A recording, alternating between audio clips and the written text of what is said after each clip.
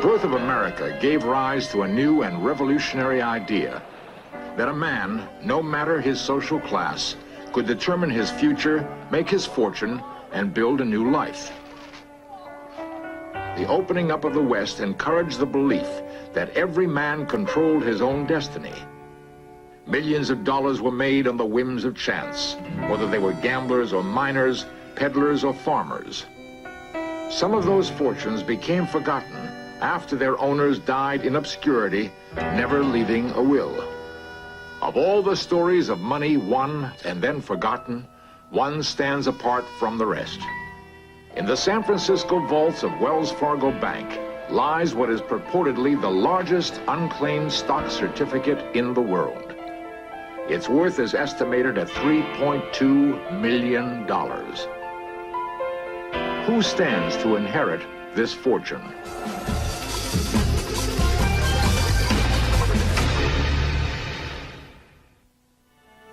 San Francisco marks the start of the search for the heir to the $3.2 million.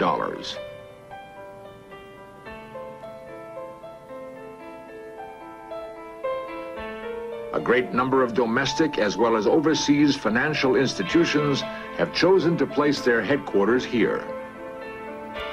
Fortunes are spent sorting the thousands of documents that detail financial exchanges generated here.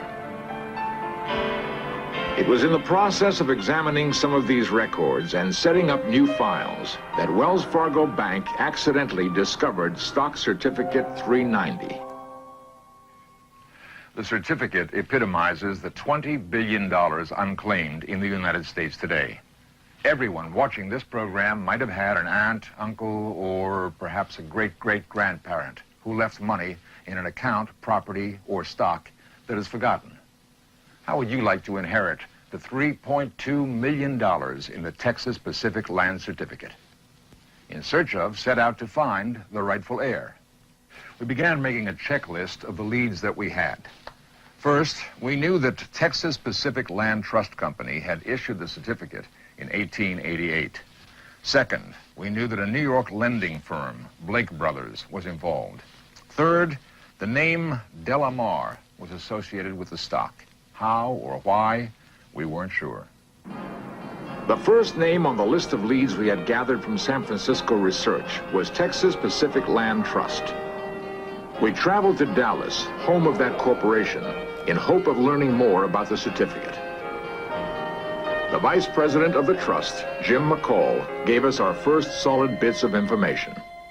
Certificate 390 was one of the original certificates issued by the trust. It comprised 100 shares. The certificate had originally been issued for shares of stock in T&P Railroad, which subsequently became Texas Pacific. The shares of stock represented parcels of land the railroad had received from the state of Texas in return for building a rail line from Texarkana to El Paso.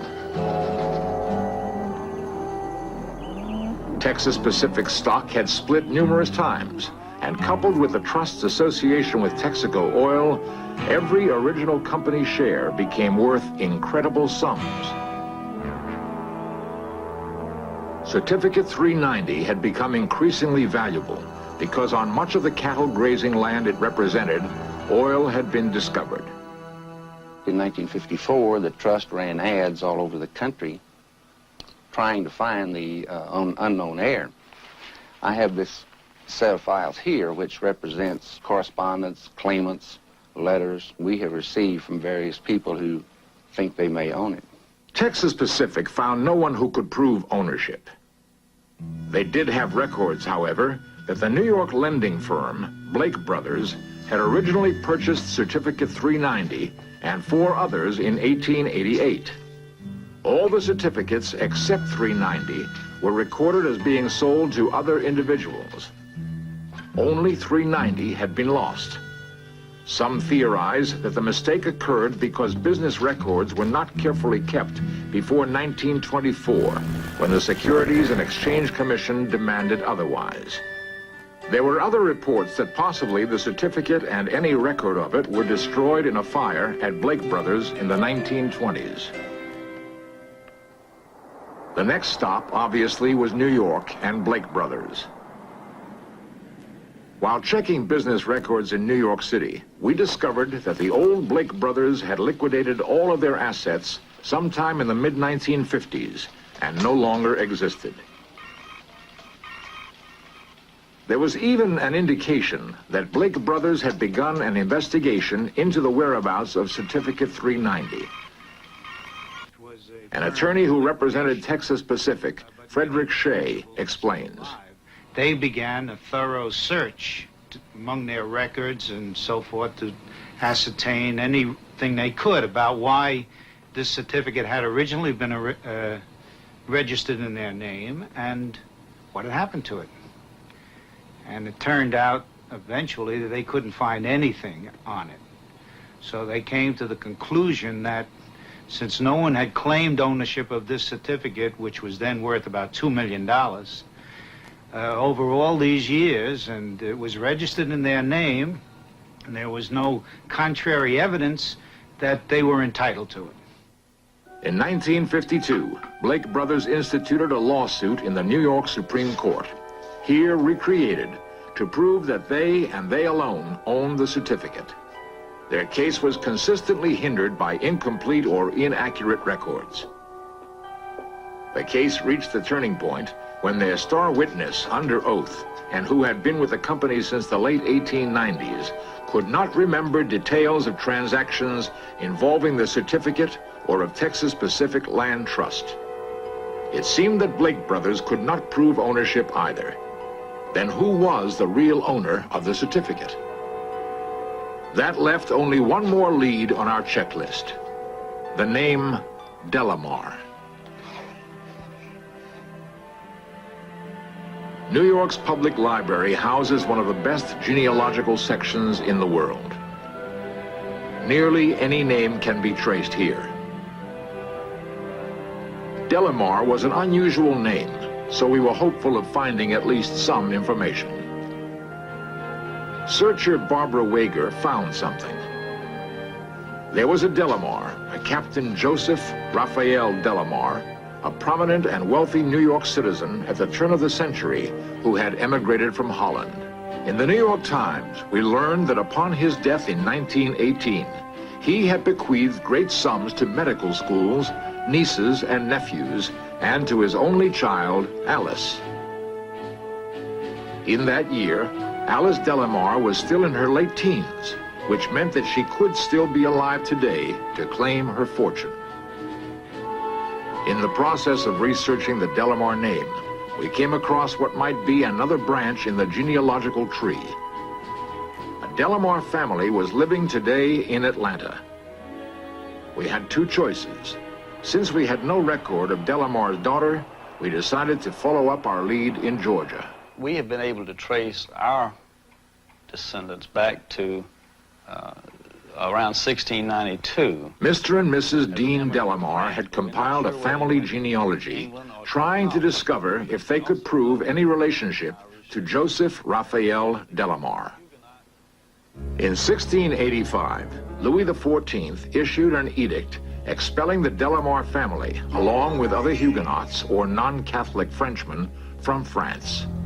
In the process of fleeing to Holland or England, thousands of Huguenots were slaughtered. On the premise that the Huguenots either went through London or England and Holland, in that Joseph Raphael was in Holland, it would, I would think, would be a good connection that the Delamars in America before Joseph were related to those in Holland.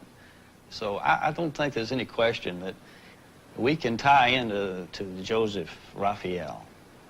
To date, this link has not been confirmed. Then, an intriguing fact.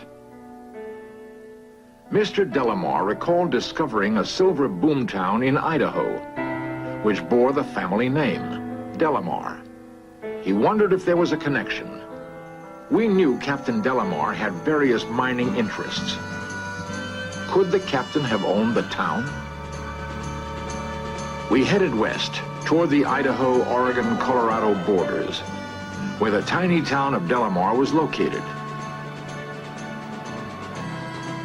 We arrived in Delamar to find it a ghost town. The old silver mine shaft was in ruins. The main street was only a shadow of what it had been. Most of the buildings, which had been hastily constructed, had fallen into complete disrepair. Their inhabitants, including Delamar, had died or moved elsewhere. Nothing in the decaying ghost town gave us any further knowledge concerning the whereabouts of the captain or his daughter. The traditional records, marriage certificates, land deeds, wills on public file, were not helpful. We wanted to try one more possibility before leaving Idaho.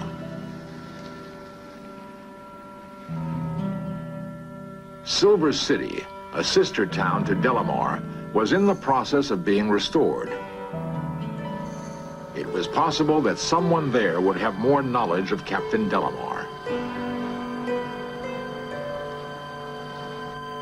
Vivian Gotch is the curator of the Owyhee County Museum.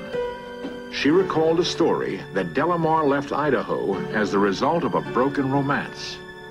He did not marry until he left here. He married in New York. As I understand it, he did have a love in Silver City, and this might have been part of the reason why he left the area and never came back. But Captain Delamar, as far as I know, just had the one daughter. Our only choice was to return to New York, where Delamar had perhaps married, and where his daughter had probably been born. One slim lead took us to Long Island.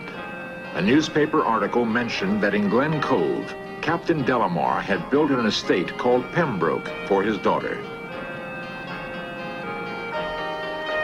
We went to Robert Coles, the local Glen Cove historian, and asked him about his knowledge of the Delamar family or of Pembroke.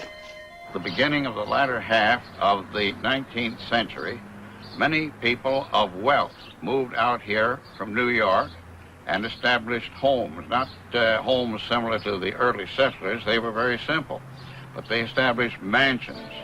And then a little after that, the yachting craze came in. Mr. Coles remembered a Delamar family had once lived in the area, but did not know if any members still remained. Was it possible that Delamar, a former sea captain, built his mansion facing the sea? I know that there were wealthy estates here. There was an estate that was known as Pembroke. Mr. Coles agreed to guide in search of cameras to an area where many old Glen Cove estates had been built. Although our society is referenced and cross-referenced in computerized records, we found no note of Alice Delamar. The only lead we had was Mr. Coles, who knew the area. We had to rely on his memory to break the mystery of the missing heir. We did find an area that had once been called Pembroke. It was ironic that although we were searching for a person, we were reduced to looking for a landmark. When we arrived at the location, we found it overgrown, thick with weeds, poison ivy, and twisting, reedy vines. Oh, my. Deep within the overgrown area, we spotted remnants of a structure. It was, according to Mr. Cole's best estimates, Pembroke. Oh, my. Apparently, the mansion had been destroyed by fire. Virtually nothing was left. No personal effects, no papers had survived either the fire or the scavengers who surely followed. Goodness. Never expected to find it.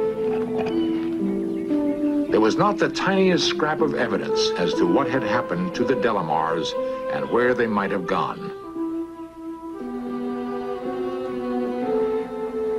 All we knew for sure was that Alice Delamar, the daughter of Joseph Raphael Delamar, once existed.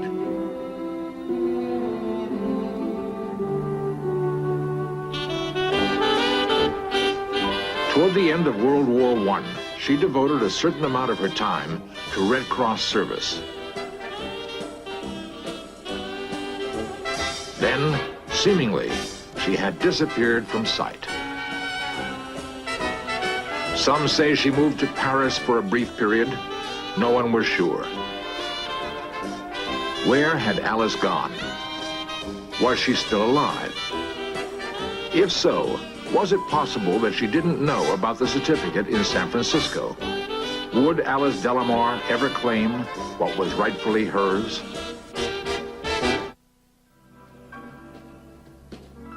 The affairs of New York high society at the turn of the century were well documented. Life consisted of a series of lavish parties at elaborate Park Avenue residences. The boredom was broken only by predictable trips to Europe. We reasoned that since Alice Delamar had received $10 million upon her father's death, her actions might also have been documented in publications devoted to the life of the wealthy. In one of the shadowy corners of the New York Public Library's main reading room, we began tracking Alice Delamar in the New York Social Registry. We learned that Alice had spent some time at this Madison Avenue apartment belonging to her father, and which was located next to the Henry Morgan residence. Later, she ensconced herself at this posh Park Avenue apartment house. At other times, she chose to live in West Palm Beach.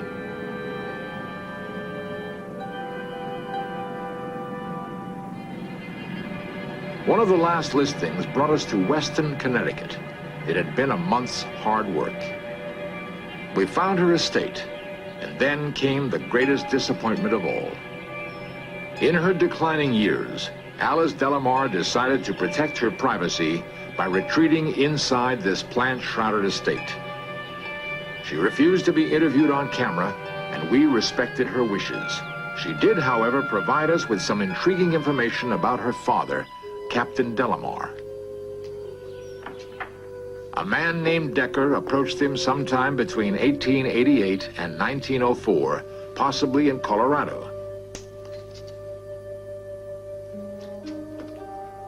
He asked for a $500 loan. Delamar, it is reported, was a tough, canny businessman who had come to the New World and literally made a fortune in various financial dealings and mining interests. Delamar demanded collateral, and Decker offered stock certificate 390, which Delamar accepted.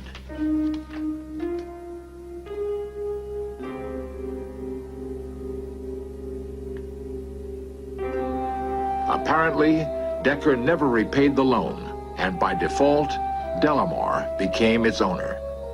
Through some financial connection of Delamar's, the certificate found its way to Wells Fargo Bank, where it lay undiscovered for nearly 80 years. There is one ironic twist to our story. Some probate attorneys believe that if Decker's heirs could be found, and if they repaid the $500 loan plus interest, they may be able to claim the certificate. If so, who was Decker, and who might his heirs be?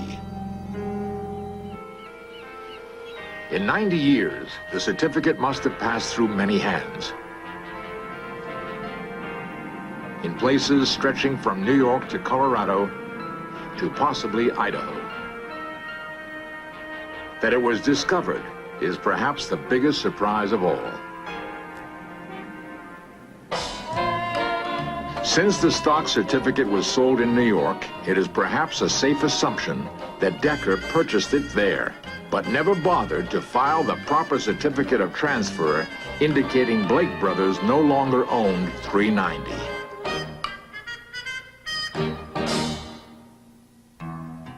Meanwhile, the opening up of the lands west of the Mississippi had begun a whole new age in American culture. It was a time in a young country's history when a man, any man, if he was smart and lucky enough, could make his fortune. Gold had been discovered in 1848. The migration west became a violent, surging river of men intent upon making their fortunes. Decker could have been like any one of these men. Perhaps young, green, but ready to take a chance on striking it big. Perhaps it was in Colorado or Delamar, Idaho itself, where Decker parlayed his Texas Pacific Land Trust Certificate 390 for a $500 loan that was to be his stake. Was it? We don't know. We are sure that in San Francisco lies $3.2 million unclaimed dollars. Any one of the 59 Deckers of New York or the 160 Deckers of Idaho or Colorado might be able to claim the fortune of a lifetime.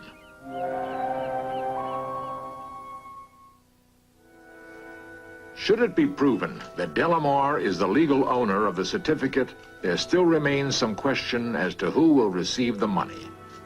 He had provided in his will that if Alice dies childless, her money plus any other monies associated with his estate be given to 3 medical schools for dietary research. Alice never married and never had any children. It is entirely possible that her money plus that of Certificate 390 will eventually be used to benefit everyone.